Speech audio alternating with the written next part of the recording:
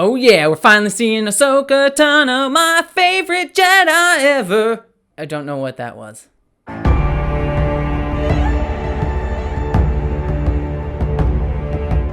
Alright, well, after whatever the heck that intro was, it's time to review The Mandalorian, Season 2, Episode 5, Chapter 13? The Jedi. Too many numbers. Between this and Unification 3 over on Star Trek Discovery, there's been a lot of numbers I've had to keep track of this week with my reviews. But what did I think of this episode? Well, as I hinted at in my, opening number, I guess, I was super, super pumped to see Ashoka Tano in this episode. She is by far my favorite character in all of Star Wars. And so I was just so pumped to finally see her just kicking ass and taking names in live action, and they 100% delivered with this episode.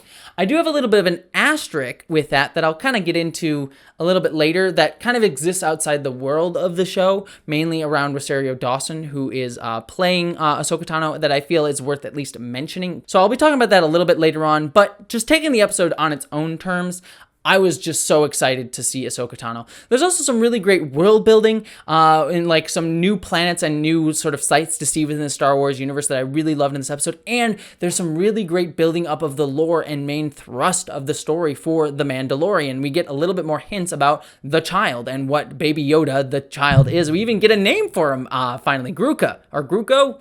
It's a really hard one. I wish they had made it a little bit easier to say and remember. I mean, I remember Yoda. I remember Yaddle. If I can remember Yaddle, I think you can do a little bit better than Groku or Goku, Gruka. I don't even know. We'll talk about that in just a second. But overall, I was just very pumped and excited for this episode. It's not the deepest of episodes, but it is very much an action thrill ride that just has a little bit of hints of lore throughout. I've come to sort of understand and rejigger my expectations for The Mandalorian. While I wish this show could be a little bit deeper, and there are times where I feel like it fails at what it tried to say, like there are earlier episodes this season that I'm like, you bring up an issue, but don't really explore it as interestingly as you could. So I still have issues here and there.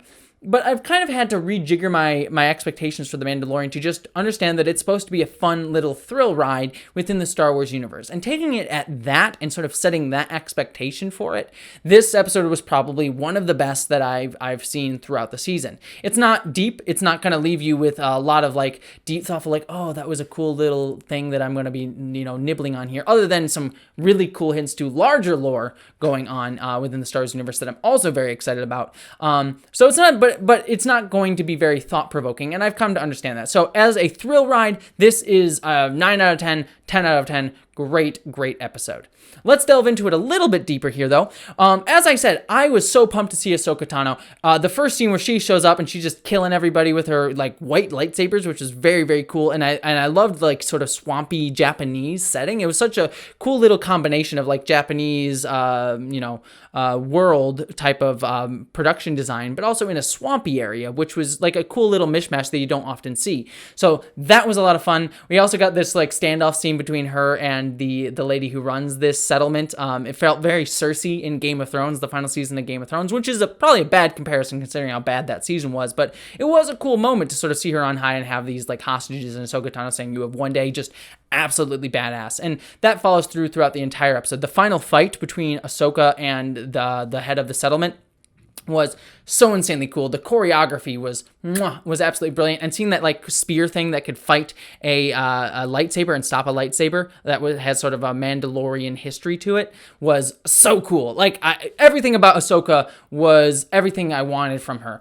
with the one asterisk that, like I kind of hinted at earlier, I do at least have to mention.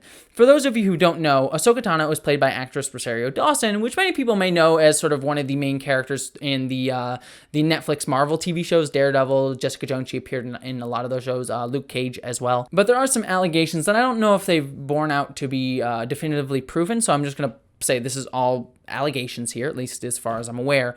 But Rosario Dawson allegedly misgendered and mentally abused a trans man who worked for her for a certain amount of time.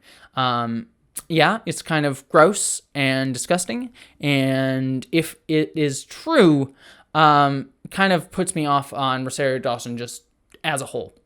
It kind of falls into similar lines with Gina Carano, and actually I would even say Rosario Dawson, if the allegations are true, it might be worse because those are actual like mental abuse of a specific person that she knew in her life. Whereas Gina Carano was just being an idiot on Twitter. But it is disappointing to see a second actress being cast in The Mandalorian who has,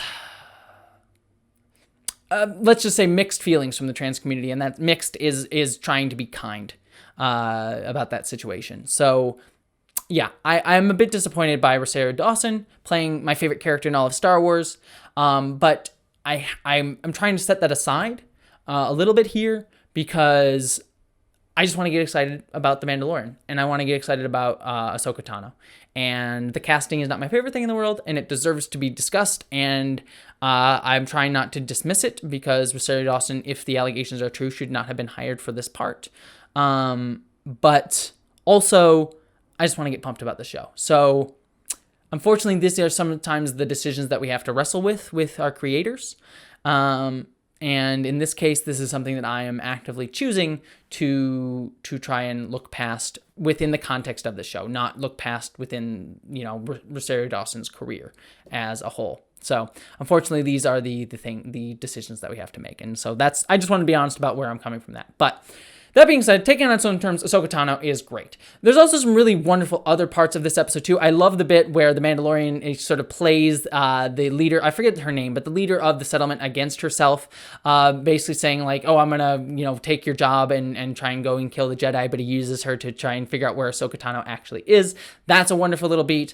I really, really adored the scene where, Ashoka Tano meets, I'm just gonna call him the child because Gruka, I can't remember. It's a weird name.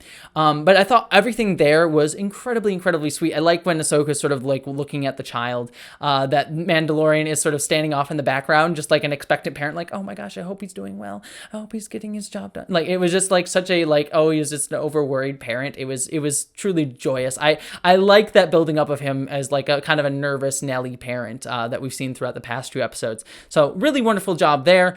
I also really loved the scene where, she's trying to teach the child how to like use the Force to see if his connection to the Force is still strong. And the only way that the child is able to use the Force is if he has a connection through the Mandalorian. The Mandalorian is able to encourage the child in order to get him to use the Force, which I thought was a great thing. And then we get this stupid Jedi BS. Is like, oh, there's no connections. I'm like, Ahsoka Tano, the fact that you had to suppress your emotions, that Anakin had to suppress his emotions and couldn't just share his emotions openly with the rest of the world, was the reason that he became Darth Vader. It wasn't the fact that he broke the rule. It's the fact that the rule existed in the first place and caused him to suppress his emotions. Don't continue this toxic Jedi mentality BS, Ahsoka. So I was frustrated by that, but it made perfect sense for a character. Like, I was frustrated in a good way about the fact that Ahsoka says, I can't train him because he's connected to other things. You would understand, like, her having seen the downfall of Anakin Skywalker would make her hesitant to want to train anybody who has too many connections. And also, she was hurt by her connection to the Jedi, as we saw in the Clone Wars. So it makes perfect sense for a character, but I was also like, stop the toxic BS. So all that was really cool. I liked sort of getting a little hints at the child's background here, that he was raised on Coruscant before the Clone Wars, but when the Clone Wars happened and the Empire rose, he was smuggled out and he lost his memory. I like the acknowledgement that the child, while still a kid in many ways, is very, very old. He is 50 years old. He's older, or perhaps the same age as Ahsoka herself. So I like that acknowledgement in building out here, but it also just makes me question, like, how long is this kid's development? Like, he should be able to speak. I mean, he is obviously intelligent and able to have conversations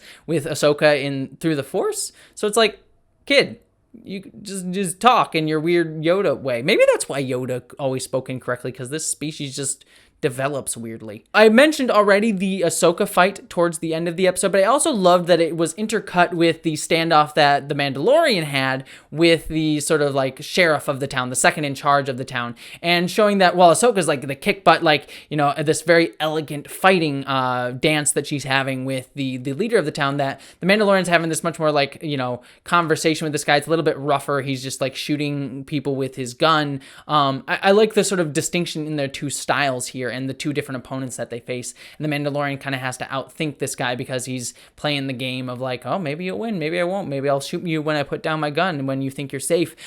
Just a fun little interweaving of two different fighting styles here that I thought was just a clever little beat for the episode to take. The last thing that I want to mention that I was super excited about, and I'm loving the way that The Mandalorian is constantly building out lore where there's always like another dangling thread for them to follow that gets fans excited this season, is the reference to Grand Admiral Thrawn. Admiral Thrawn, for those of you who don't know, appeared in Star Wars Rebels, but originated way back in the Star Wars Legend books and the books that many people consider to be the best Star Wars books ever, the Heir to the Empire sort of series, which I actually just read earlier this year, so I'm glad that I have that backstory. And I also saw Thrawn in Rebels, but fantastic character. Another character that I'm really excited that they name dropped here, because that means he might possibly be showing up later on within The Mandalorian. It would make sense with Juan Carlos Esposito, I forget his character's name, but the guy above him would be Grand Admiral Thrawn. So maybe we will see Esposito and Thrawn working together at some point, or maybe Esposito will be killed or taken out by the end of the season, and Thrawn will step in as the main villain for the next season going forward. So all very exciting and intriguing hints towards where the direction of the show can go. Now that we've gotten to sort of our big stop with Ahsoka that everyone was looking forward to, there's sort of another interesting nugget waiting in the wings there, and I just always appreciate the show for always dangling the next thing that's going to get us interested in it. It is a bit fan servicey, but again, I've had to just rejigger my expectations for the show. This is meant to be a fan service, kind of not very deeply thought about show. It's just most meant to get you excited about Star Wars again. And while I still have problems with The Mandalorian here and there, with that expectation, I think I'm really enjoying this show a lot more. And this episode was just great outside of my hesitations towards the casting of Rosario Dawson. But what did you think about this episode? Did you like this episode of The Mandalorian? Were you excited to see Ashoka Tano? I'd love to see all that down in the comments below. Also, don't forget to subscribe to this channel for more Mandalorian reviews, more Star Trek reviews, more discussions of pop culture and issues of LGBTQ issues and other geek topics. That's all right here on this channel, so subscribe for that. And if you want to help make this channel even better, help pay my bills, you can help me out over on Patreon and get yourself cool perks. Get yourself cool perks over on Patreon, like your name in videos, like the people that will be appearing in just a moment. So other than all of that, I hope that you, as always, live long and prosper. Thank you so much to all of my patrons, especially Catherine Lambeth, Ashley Allen Bokikio, Miranda Janelle, Eli Berg-Moss, Ashlyn Solstice, Greg Gillum, Stephen Kleinard, Randy Thompson, Chamomile Tea, Philip Sorbello, Munir Amlani, Boyd and Marybeth Earl, Stephen Schuthart, Wellington Marcus, Wayne Twitchell, Buttoneer, Ish the Mad, Dominic Noble, John Steele, Gavin Robinson, Michael Beam, William Stewart, Nathan Olson, Amanda Ronnie Indange, The Suspense, BBD, Hannah F., Miguel Posadas, Jason Knott, Maeve, Andrew Jorgenston, Sabraxis, Jasmine, Chris Brown, Bree Beecher, Nathan Steele, Chloe Dollar, Jane Packard, Dante St. James, Wendizzle Bizzle, Geek Filter, Mark the Edge, Pissed and Twisted Garage, Gretchen Badger, Sarah Bystam, Celestial Dawn, Polly Mina, Din, Jean Mithoon, Lysa, Andrew Lamoureux, Zone 1 Librarian, Michael Hardy. Thank you, all of you, especially this month.